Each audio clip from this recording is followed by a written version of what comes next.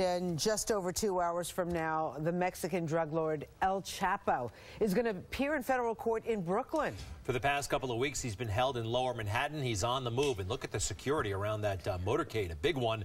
El Chapo, the notorious drug lord. Remember, he escaped from Mexican jail several times. Let's go. Let's see, do we have a reporter here for this one? Yeah, Liz Dahlem is in downtown Brooklyn with the very latest this morning. Liz, what's going on? Did he get by you yet? Good morning, Greg and Rosanna. El Chapo just arrived here to Brooklyn Federal Court. He was brought around with an NYPD escort to the back of that building. Fox 5's chopper was overhead. Let's show you those pictures when this all went down. A motorcade convened at the Metropolitan Correction Center right around 6:45 this morning. 5 minutes later, they put El Chapo in the back of one of those vehicles, shut down part of the Brooklyn Bridge, and brought him over the bridge here to arrive at the federal court building around 6:53. Originally, there was some debate on whether or not he would physically appear here in court.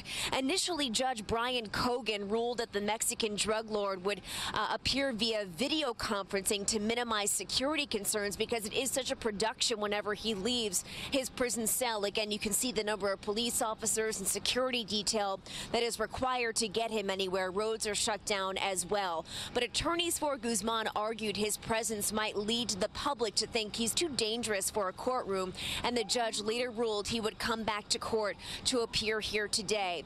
Guzman is behind bars 23 hours a day at the Metropolitan Correction Center in lower Manhattan. The 62-year-old billionaire is charged with running a massive drug trafficking operation that laundered billions of dollars and oversaw numerous murders and kidnappings.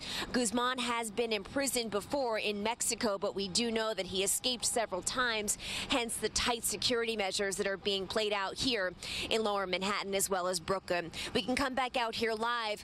We're told by the prosecutors that are overseeing this case that in order to get Mexico to hand over El Chapo to U.S. authorities, they had to promise not to pursue the death penalty.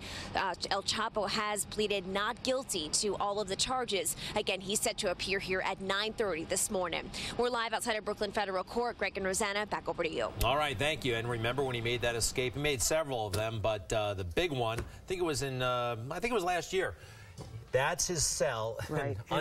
Right behind the wall there, had a very elaborate tunnel. Right. I mean, he was stepping into the shower. That was the shower area, right? And then all of a sudden he disappeared. So he had a lot of cooperation, a lot of help in building a tunnel. Again, it had ventilation and electricity, that kind of thing.